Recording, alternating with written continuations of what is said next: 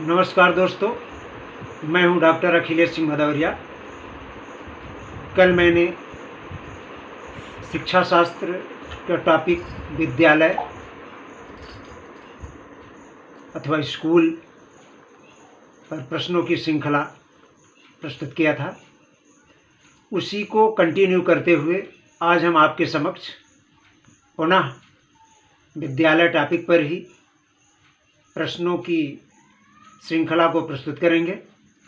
बस आपसे रिक्वेस्ट ये है कि आप वीडियो को पूरा देखा करें और ये 100% गारंटी है कि कोई भी आंसर गलत नहीं होगा, ये मेरा दावा है।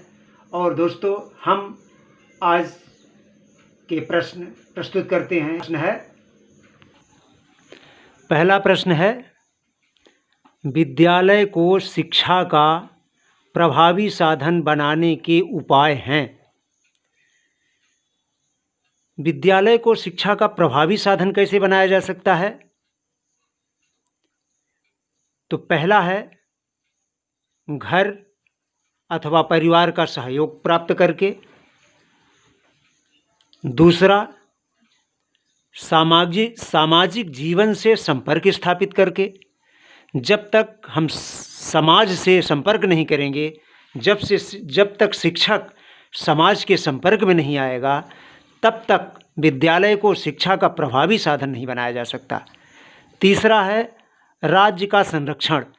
जब तक शिक्षा में राज्य का संरक्षण नहीं होगा, तब तक शिक्षा आगे नहीं बढ़ सकती है। अब हमारा है प्रश्न क्रमांक 2, गैर सरकारी स्कूल अर्थात प्राइवेट स्कूल अर्थात निजी स्कूल।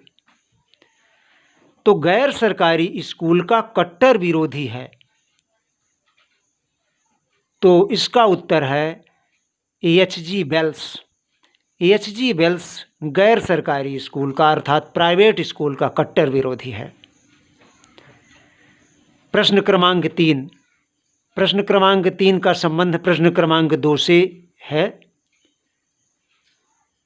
यदि आप इस बात का अनुभव करना चाहते हैं कि पीढ़ियों के बाद पीढ़ियां किस प्रकार पहाड़ी नदियों के वेग से विनाश की ओर बढ़ रही हैं, तो आप किसी गैर सरकारी स्कूल को ध्यान से देखिए। यह कथन एच.जी. वेल्स ने प्राइवेट स्कूल के विरोध में किया है। तो दोस्तों, अब है प्रश्न क्रमांक 4 है, विद्यालय के औपचारिक कार्य। तो कुछ विद्यालय के औपचारिक कार्यों की सूची हम आपके समक्ष प्रस्तुत कर रहे हैं। फॉर्मल फंक्शन विद्यालयों के क्या हैं? तो वो हैं चरित्र का निर्माण, सांस्कृतिक सुरक्षा का प्रशिक्षण, नेतृत्व का निर्माण करना अर्थात नेतृत्व का विकास करना, कक्षोन्नति प्रदान करना, संतुलित मस्तिष्क का विकास करना। ये हैं हमारे विद्यालय के औपचारिक कार्य। अब हमारे विद्यालय के अनौपचारिक कार्य की बात करते हैं। प्रश्न क्रमांक 5 में विद्यालय के अनौपचारिक कार्य अर्थात इनफॉर्मल फंक्शन कौन कौन से हैं? तो कुछ सूची हम प्रस्तुत कर रहे हैं। तो विद्यालय के अनौपचारिक कार्यों में है समाज सेवा, खेलकूद, स्काउटिंग, एनसीसी, संगीत, नाटक एवं भावनात्मक प्रशिक्षण देना। ये विद्यालय के अनौपचारिक कार्य हैं। प्रश्न क्रमांक 6 है, अपने स्कूल के बारे में किसने लिखा था कि यह स्कूल अबोध बालकों के मस्तिष्क में ज्ञान ठूंसने वाला कारखाना न होकर घर के समान प्रिय एवं सुखद स्थान है? कितना अच्छा कोटेशन है दोस्तों। इस कोटेशन को मारिया मांटेसरी ने लिखा था। अब हमारा अगला प्रश्न है प्रश्न क्रमांक 7, discovery of child. Discovery of child किसकी पुस्तक है?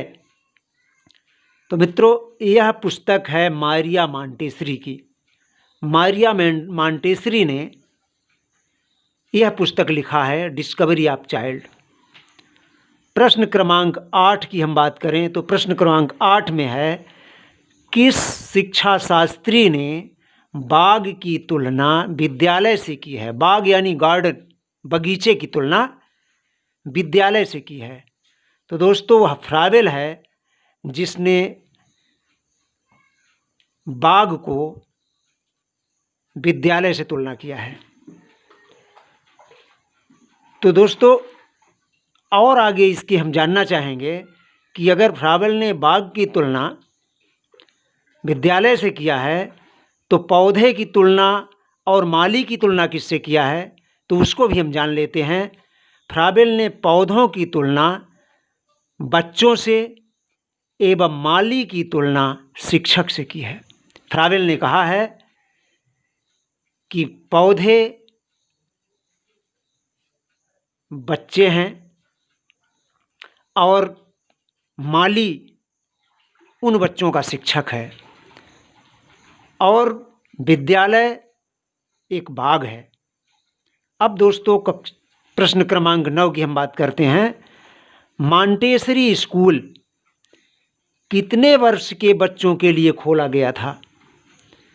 तो मॉन्टेसरी की अभी हमने बात किया था। मारिया ने अपने स्कूल के लिए जो कोटेशन दिया था कि यह स्कूल अबोध बालकों के मस्तिष्क में ज्ञान ठूंसने वाला कारखाना न होकर घर के समान प्रिय एवं सुगत स्थान है।